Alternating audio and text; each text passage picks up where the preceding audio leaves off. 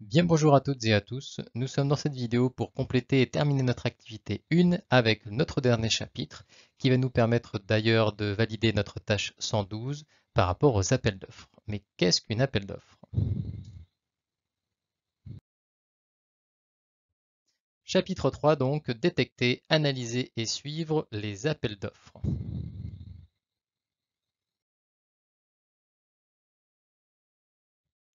Et donc, vous vous souvenez, dans le chapitre précédent, je vous avais parlé d'une clientèle assez particulière qui était donc la B2A, Business to Administration, et c'est donc de cette cible-là dont on va parler.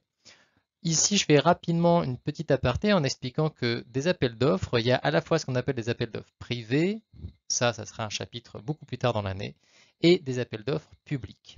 Et ce qu'on appelle en fait les appels d'offres publics, eh bien ça va concerner bien sûr tout ce qui est lié à l'État et aux collectivités avec les administrations publiques. Pour les PME, eh bien c'est un enjeu économique important parce qu'en fait il y a beaucoup d'argent à gagner avec tout simplement l'argent public. La commande publique en France, elle est estimée à 71,5 milliards d'euros par an. Ça peut être beaucoup plus à certains moments, bien sûr. Et donc les chiffres varient un petit peu, hein. Nous avons un document qui parle de 400 milliards d'euros. Et au niveau de l'Europe, eh bien, c'est beaucoup plus que ça. Et bien sûr, habituellement, mais qui va décrocher les différents contrats? Ça va être non pas des PME, mais de très grandes entreprises. Et vous allez voir que justement, eh bien, l'idée, c'est d'essayer de faire en sorte que les PME puissent accéder de plus en plus à la commande publique, parce que ça lui permettrait d'avoir, eh bien, justement une catégorie de clients supplémentaires pour pouvoir faire face à différents problèmes, en tout cas un segment de clients en plus. Donc 35% des marchés attribués en PME en France contre 42 en Europe, tout simplement pour dire que eh bien, la France, nous sommes très en retard par rapport à d'autres pays pour que ça soit non pas des grands groupes qui répondent à ces appels d'offres, mais plutôt des petites PME. Alors pour ce faire, on va commencer donc par la définition. Qu'est-ce qu'on appelle déjà un appel d'offres? Donc appel d'offres tout court, sans parler donc de l'aspect privé ou public, eh bien c'est une procédure par laquelle le pouvoir adjudicateur, donc c'est vraiment du vocabulaire qu'on utilise, hein, que vous allez retrouver justement dans certains documents officiels. Donc le pouvoir adjudicateur, c'est l'acheteur qui va choisir l'attributaire, c'est-à-dire l'entreprise retenue, sur la base de critères objectifs préalablement portés à la connaissance des candidats. Parce que l'objectif, ça va être d'être neutre. Vous allez voir les principes qui vont arriver par la suite, fait que eh bien, l'État n'est pas censé faire de favoritisme. Il doit pouvoir sélectionner parmi on va dire, plusieurs choix, et son choix doit donc être, je dirais, publié. En tout cas, il doit préciser qu'est-ce qui fait qu'il va choisir cette entreprise plutôt qu'une autre. Parce qu'il va y avoir des critères tels que le prix, tels que d'autres éléments, et tout ça, ça doit être porté à connaissance justement des candidats. Moi, en tant que PME, si je dois répondre à l'État, je dois réellement savoir de quoi elle a besoin et quels vont être, on va dire, ses critères d'évaluation. Qu'est-ce qui fait que moi, je serai choisi plutôt qu'un autre? En principe, tout est clairement défini. Et donc, pour le côté public, eh bien, c'est tout simplement pour dire que c'est donc l'État qui achète ou une collectivité territoriale. Et on va avoir trois grandes catégories qui seront soit les fournitures, soit les services, soit les travaux. Et donc, l'État, quand il a besoin d'acheter, eh bien, il va publier cette offre-là. Il va dire, j'ai besoin de construire un nouveau lycée, j'ai besoin de construire un nouvel hôpital, et c'est ce qu'on appelle donc un appel d'offres.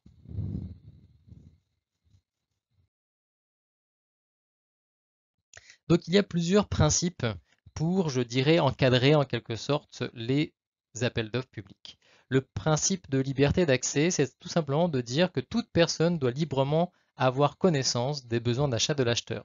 C'est-à-dire que si c'est donc l'État qui veut reconstruire un nouvel hôpital, je dois pouvoir, moi, PME ou n'importe qui, pouvoir bénéficier, en tout cas savoir exactement tout ce dont elle a besoin, toutes les informations nécessaires pour savoir est-ce que je peux répondre à cet appel d'offres ou pas.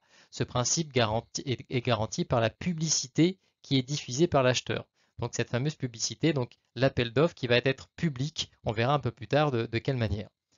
On a un principe d'égalité qui interdit toute discrimination et s'étend bien sûr sur toute la procédure.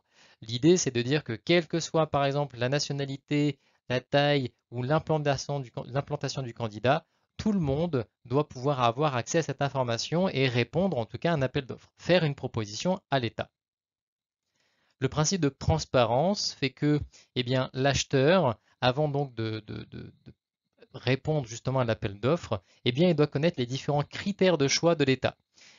Le candidat sait que donc ça va être une histoire de qualité, de prix, de délai de paiement. Il va pouvoir rajouter tous les critères qu'il souhaite, mais moi en tout cas en tant que candidat, en tant que PME, eh bien je connais ces critères et je connais la pondération de ces critères, lesquels sont les plus importants que les autres. Et même au moment où je vais avoir donc la réponse de l'État, en tout cas du prestataire, du pouvoir adjudicateur pour reprendre le vocabulaire technique, s'il refuse ma candidature, eh bien, il doit m'expliquer pourquoi. Il doit me donner les motifs de ce rejet. Et je vais avoir deux principes très spécifiques, à savoir ce qu'on appelle l'allotissement ou encore le découpage en lots. Le découpage en lots, c'est quand je vais, pour un même marché, eh bien, le diviser, faire une division technique du marché à exécuter. Et chaque lot va donner lieu à un marché distinct.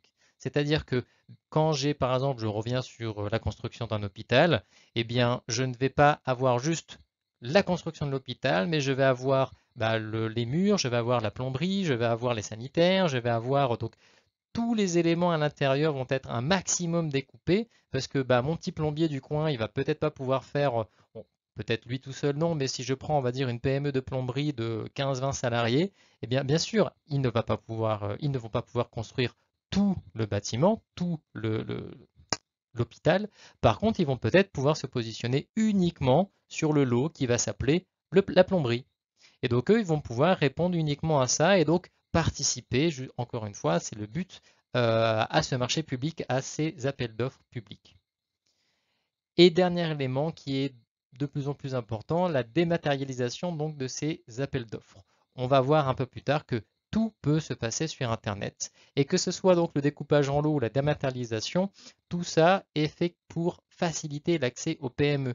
Avant, il fallait se pointer à la mairie, il fallait connaître que justement la région avait un besoin. Et donc là, vous doutez bien qu'il y avait des favoritismes, il y avait des pots de vin. Bon, ça n'empêche pas bien sûr qu'il y en ait peut-être encore aujourd'hui, mais comme il y a des procédures et qu'il y a quand même un certain nombre de règles à respecter, ça limite quand même un maximum ces abus-là. Bien sûr, il y en a toujours parce qu'il y en a qui arrivent très bien à contourner les règles. Et donc la dématérialisation, c'est que tout se passe sur Internet avec des procédures numériques, des signatures numériques et avec, on verra au cours d'un TD, eh bien, comment récupérer justement toutes les informations dont on a besoin pour pouvoir répondre à cet appel d'offres. Et donc nous allons voir qu'il y a plusieurs types de procédures. Ces différents types de procédures sont fixés par la législation, donc on parle de code des marchés publics, et à savoir de manière assez simple, on va dire pour simplifier un maximum, que ces procédures vont changer en fonction donc du montant de la nature du marché. Vous vous souvenez qu'au tout début du cours, on avait noté que l'aspect public était que l'État pouvait soit faire des travaux, soit demander des services, soit avoir des fournitures. Et bien par rapport à cette nature-là, eh bien les procédures vont être différentes. Et donc, en fonction de ces procédures, eh bien elles vont être plus ou moins contraignantes.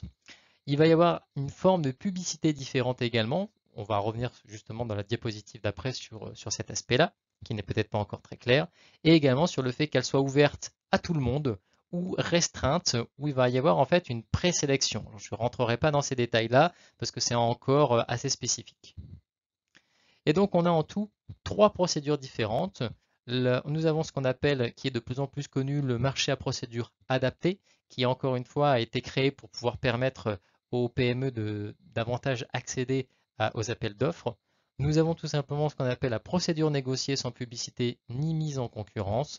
Et nous avons des procédures formalisées qui sont beaucoup plus complexes. Et on va tout de suite voir à travers un tableau la différence entre les trois.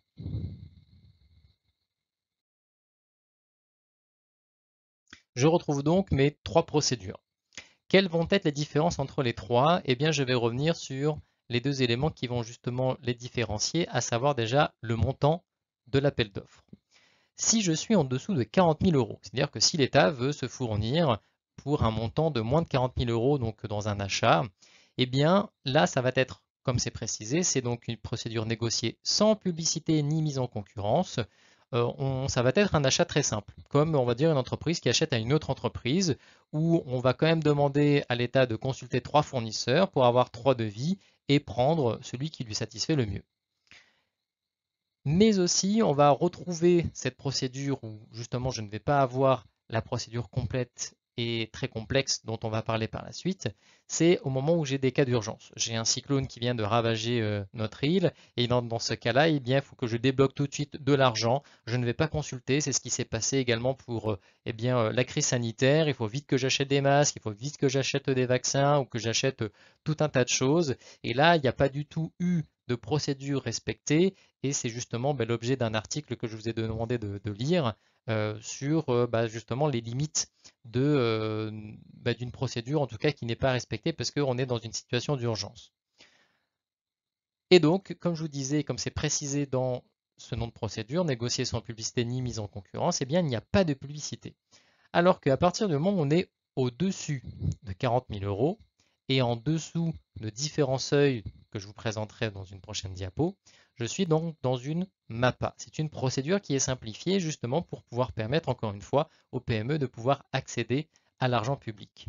Eh bien, en fonction du montant, je ne vais pas avoir la même publicité. La procédure restera simplifiée, mais la publicité sera différente. En dessous de 80 000 euros donc de montant, eh bien, je vais avoir différents choix.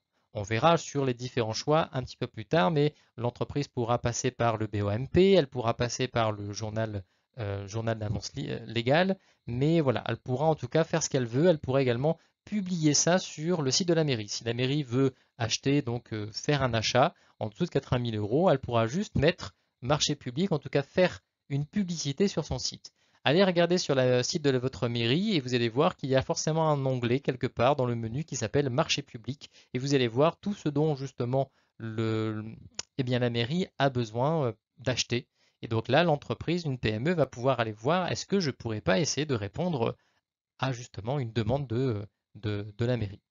Alors qu'au-dessus de 90 000 euros, eh bien c'est là que je vais devoir obligatoirement passer par soit ce qu'on appelle le bulletin officiel des annonces des marchés publics, donc c'est un site internet tout simplement, le bomp.fr, ou encore par ce qu'on appelle un journal d'annonces légales.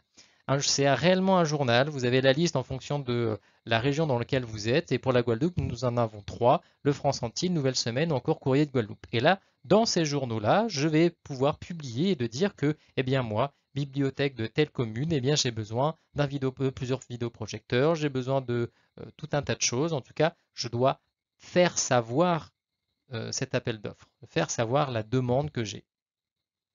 Et donc, je ne rentrerai pas dans ces détails-là, mais vous devez quand même savoir à quoi ça correspond. Eh bien, au niveau donc des procédures les plus importantes, on a ce qu'on appelle les procédures concurrentielles avec négociation. Je vais également avoir les procédures négociées avec mise en concurrence préalable, ou encore ce qu'on appelle le dialogue compétitif. Même moi, ce n'est pas des choses que je maîtrise, c'est vraiment très complexe et pour donc des montants qui sont beaucoup plus importants. Et là, globalement, nos PME, elles sont de moins en moins présentes. Et donc là, c'est obligatoirement pour que ce soit donc sur le bulletin officiel, donc le BOMP, et aussi le journal officiel de l'Union européenne, parce qu'il peut y avoir des entreprises européennes intéressées par cette offre, et dans ce cas-là, elles pourront répondre, et une entreprise italienne pourrait très bien venir chez nous pour construire un lycée ou construire un hôpital. Et donc, vous constatez qu'en fait, il y a toujours des périodes de 2 ans ou de plusieurs années où les seuils sont en train de varier. Donc, à la fin de l'année, pour l'année 2022, il faudra aller se renseigner un petit peu sur justement quels sont donc les nouveaux seuils. Donc là, comme vous voyez, les seuils donc la procédure formalisée, la toute première qui dépasse justement la MAPA, vous voyez que en fonction de si ce sont des travaux ou si ce sont donc des fournitures et des services, je ne vais pas avoir les mêmes montants. Et même en fonction, je n'ai pas voulu rentrer dans ce détail-là, en fonction de qui passe l'appel d'offres, si ce sont donc l'État ou les collectivités territoriales, je ne vais pas avoir les mêmes montants pour dire que ça y est, je bascule dans cette procédure qui est donc beaucoup plus complexe.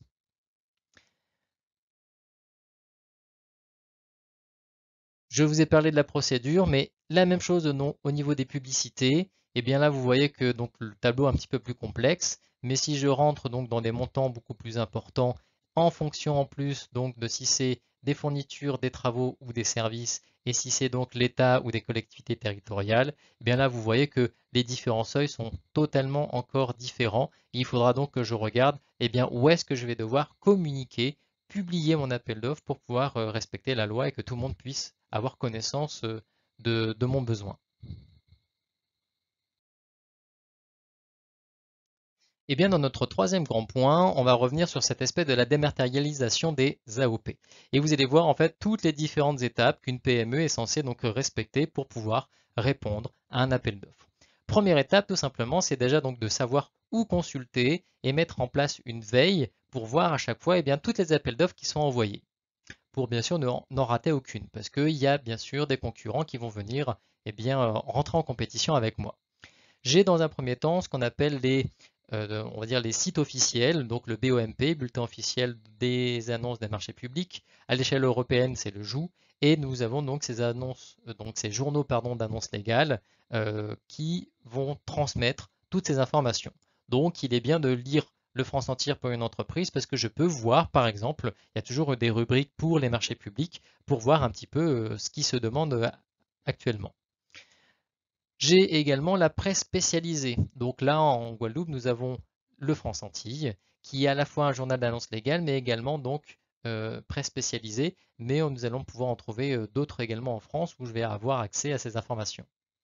J'ai les sites web des organisations, donc je vais pouvoir avoir dans ma veille toutes les mairies des communes aux alentours, parce qu'elles vont pouvoir communiquer directement dessus pour dire bon là j'ai tel besoin. Et également donc au niveau des lycées, tout dépend encore de votre entreprise, bien sûr de ce qu'elle propose. Mais si je prends par exemple une entreprise qui est dans l'informatique ou le multimédia, je vais avoir tous les lycées, tous les collèges et justement tous les endroits où je suis susceptible d'avoir des vidéoprojecteurs collés au plafond, peut-être à la fac justement. Et donc dans ce cas-là, je vais être très attentif sur le site internet de ces organisations pour pouvoir connaître les différents besoins au fur et à mesure. J'ai également des sites dématérialisés. On a en fait des plateformes qui sont réputées pour. Donc là, vous trouvez justement, je vous le remonte, donc j'ai à nouveau donc le BOMP, mais je vais en avoir d'autres qui vont me présenter également ces offres. Marché online, donc j'ai le Sénat. Et pour la Guadeloupe, j'ai deux sites assez intéressants qui sont eGuadeloupe ou encore Legadom. Mais il y en a encore plein d'autres, je vous les ai pas tous mis, sachant que le principal reste le BOMP qui va vous renvoyer justement sur ces différents sites-là. Et je me suis permis également de mettre dans la liste une petite parenthèse, les appels d'offres privés. En fait, là, c'est exactement le même principe, c'est juste que c'est pas l'État qui passe, on va dire, une offre, mais c'est donc une autre entreprise. On en parlera dans un chapitre un peu plus loin, mais une autre entreprise peut également avoir accès à ces plateformes-là pour dire, voilà, j'ai un grand besoin, voici le détail de mes besoins et j'attends les différentes propositions. Voilà, plutôt que de faire les pages jaunes, c'est également donc une possibilité si l'entreprise a un petit peu de temps pour pouvoir trouver des nouveaux fournisseurs.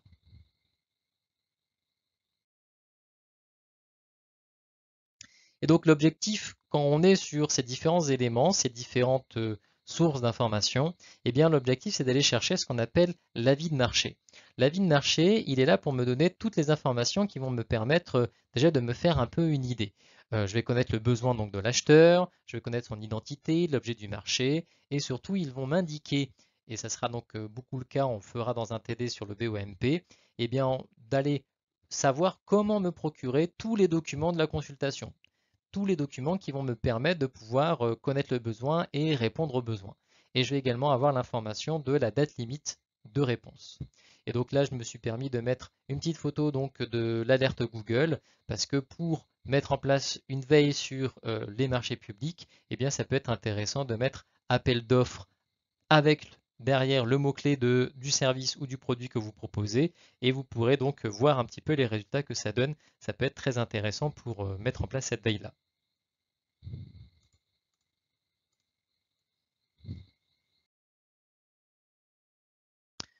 Donc là, en gros plan, je vous mets e-Guadeloupe parce que ça reste un petit peu la référence dans notre région.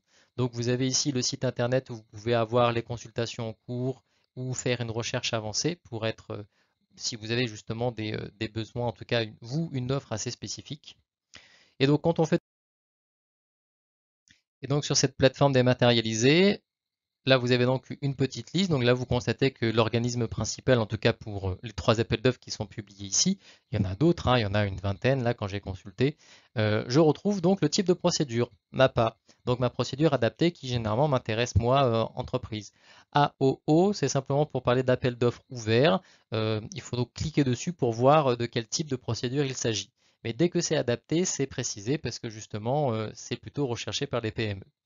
Je retrouve eh bien, la catégorie également de ce que l'État a besoin, en tout cas la région a besoin. Donc là, j'ai des services alors que là, j'ai des travaux. Je vais avoir des informations sur l'allotissement. Donc là, je vois que j'ai 3 lots différents. Donc ce grand marché là qui est marqué donc conception, réalisation, installation d'une œuvre d'art sur 4 sites du territoire guadeloupéen, eh bien j'ai 3 lots différents. Donc en cliquant dessus, j'aurai les différentes informations pour voir peut-être que moi, je ne peux pas répondre à tout l'appel d'offres, mais uniquement un lot. Et ici, vous avez également ce qu'on appelle le règlement de consultation dont on va parler tout de suite après pour pouvoir avoir déjà des informations. On a parlé juste avant de l'avis de marché, mais sur ce site, on a ce qu'on appelle le règlement de consultation. On va en parler tout de suite. Et donc, une fois que j'ai mis en place ma veille et que je sais comment consulter et que je commence à consulter donc des appels d'offres qui peuvent correspondre à mon activité, eh bien, je vais devoir commencer à les analyser pour savoir est-ce que je suis capable de répondre à ces appels d'offres. Et donc, il faut que je trouve le moyen de me procurer tous les documents et toutes les informations nécessaires pour me faire une idée un petit peu plus précise. Et pour ce faire, il faut que je récupère ce qu'on appelle le DCE, les documents de consultation des entreprises. Et généralement, je peux les télécharger directement sur le site internet du pouvoir adjudicateur, donc ça peut être la mairie, ou encore directement sur les plateformes dont je vous ai donné la liste juste avant. Dans ce DCE, je vais retrouver des documents qui s'appellent par exemple le règlement de consultation. Alors là, dans ce que je vous ai montré juste avant, c'était directement accessible en cliquant sur le site donc de eGuadeloupe. Et c'est généralement ce RC qui sera le plus intéressant parce que là, je vais avoir tous les renseignements, quelles sont les personnes que j'ai à contacter, quelles sont les dates limites, quels sont tous les documents qui me sont demandés et très intéressant et très important, quels sont donc les critères dont on parlait dans la définition, quels sont les critères de sélection et la pondération.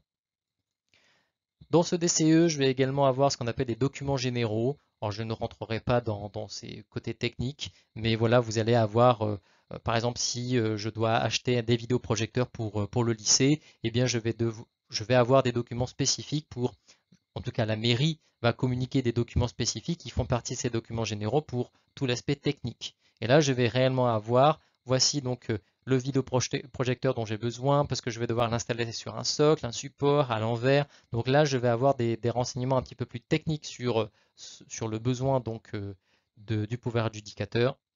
Et j'ai également ce qu'on appelle une lettre, un acte d'engagement à signer pour les appels d'offres. Et une fois que j'ai récupéré les documents et que j'ai donc toutes les informations devant moi, je vais vérifier mes capacités à répondre à cet appel d'offres. Et là, j'ai plusieurs facteurs qui commencent à rentrer donc en cause. Premièrement, la situation géographique. Est-ce que je suis capable d'intervenir dans le lieu où il y a donc ce besoin? Si c'est sur une autre île, si c'est dans une autre région, est-ce que je suis réellement capable de le faire? Donc ça, c'est déjà un premier élément. Deuxième élément, les capacités techniques. Est-ce que j'ai les moyens humains et matériels pour pouvoir justement répondre aux besoins de l'acheteur? Donc là, je vais apprécier autant la qualité que la quantité de mes moyens. Est-ce que j'ai suffisamment donc de salariés? Est-ce qu'ils ont les compétences pour pouvoir mettre par exemple des panneaux solaires sur le toit? Donc là, je vais regarder, est-ce que déjà par rapport à cet aspect-là, j'ai tous les éléments, donc tous les moyens nécessaires. Et bien sûr, ça va dépendre de la taille du marché. Plus le marché sera grand, et plus bien sûr, ça va demander des moyens matériels humains très importants. On va également vous demander, et ça fait partie des listes que vous trouvez donc dans le RC, ce qu'on appelle les capacités professionnelles. Donc c'est généralement une preuve d'un certain niveau de compétences professionnelles. Ça peut passer par des diplômes, des certificats ou des certifications que votre entreprise ou l'employeur ou certains membres de son personnel a passé pour prouver qu'ils ont donc les capacités et les compétences de répondre aux besoins de l'acheteur. Et il y a un dernier élément très important, ce sont les capacités financières. Alors déjà, l'acheteur peut vous demander un certain nombre d'éléments, comme de vous fournir que vous allez devoir fournir votre chiffre d'affaires ou le bilan des 3 dernières années, des assurances pour les risques professionnels, des déclarations de banque, et c'est surtout aussi pour avoir la capacité à avancer les fonds.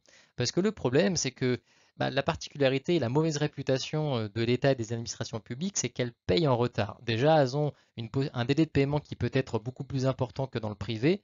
Hein, généralement, ça peut dépasser les 60 jours. Et comme elles sont en retard, ça peut aller jusqu'à 90 jours. Il y a des moyennes qui explosent en fonction des régions. Donc imaginez 90 jours où pendant 3 mois, vous avancez les salaires, vous avancez tout le matériel nécessaire. Et donc pendant 3 mois, vous ne touchez pas un centime justement du marché.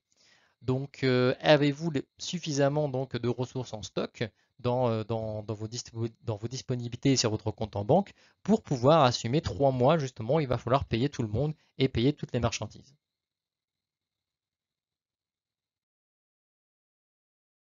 Une fois que j'ai donc vérifié que j'avais toutes les capacités donc de répondre à l'appel d'offres, eh bien je peux commencer à faire mon dossier de candidature. Et bien sûr, c'est la partie la plus importante. Parce que c'est assez souvent là où il y a des oublis. Vous allez voir qu'il y a beaucoup, beaucoup, beaucoup de documents à fournir, beaucoup de choses. Et généralement, il n'est pas rare que les premières fois où une PME répond à des appels d'offres, eh bien ce n'est pas suffisant. Il va manquer des informations, on est perdu justement dans toute la paperasse. Généralement, il se dit qu'une entreprise, une PME a besoin d'un an pour réellement, on va dire, se mettre au parfum et comprendre le fonctionnement des AOP pour pouvoir commencer à y répondre très correctement. Donc c'est normal si sur les premières AOP, eh bien, ça ne fonctionne pas. Et donc, dans ces dossiers de candidature, il y a toujours deux parties. Il y a une partie candidature où vous avez donc votre acte d'engagement, donc encore une fois, pas mal de paperasse. C'est là par la même occasion que justement l'acheteur va pouvoir évaluer votre capacité et savoir est-ce que votre candidature est recevable. Donc c'est là que vous allez fournir vos capacités professionnelles, techniques, financières, etc., etc. Ce qu'on a vu donc dans la diapo d'avant. Et il y a bien sûr une partie plutôt technique, c'est la partie offre où c'est là que vous allez pouvoir donner toutes les caractéristiques des prestations que vous allez pouvoir proposer. Et donc, à l'échelle européenne, on a des fois, c'est demandé un document unique de marché européen qui retrace un petit peu, qui regroupe un petit peu ces différentes parties et ces différents éléments. Voilà, ça peut encore être un autre formulaire demandé qui va remplacer certains autres formulaires qui font partie des documents de consultation.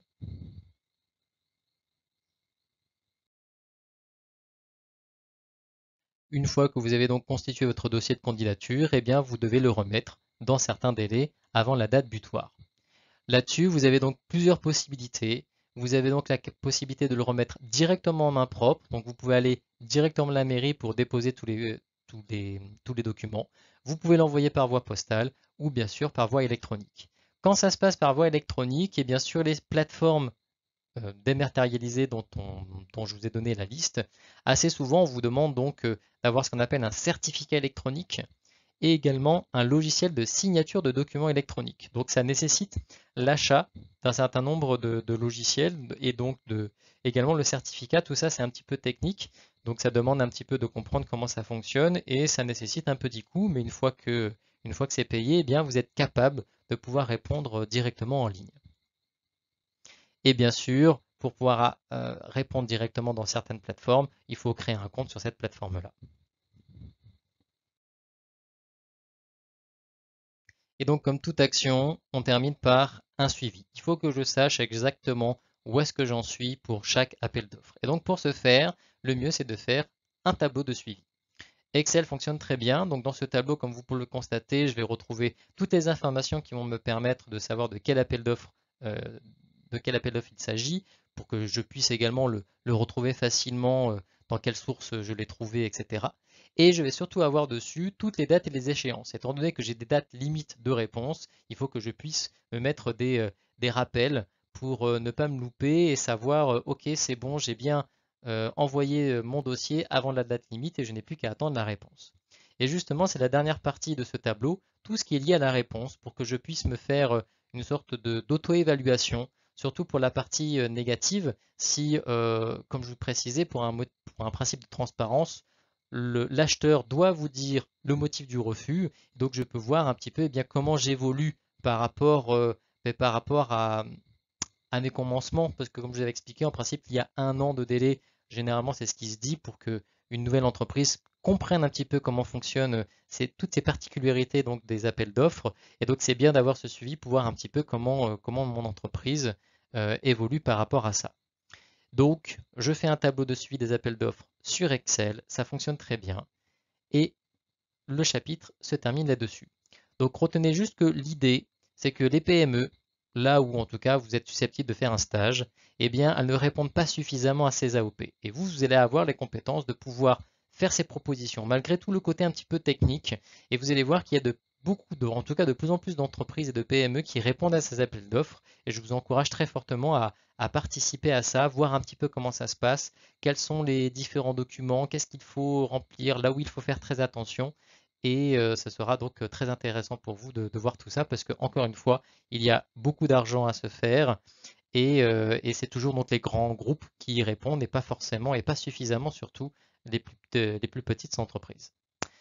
Merci à vous, bon courage pour la suite et bonne journée.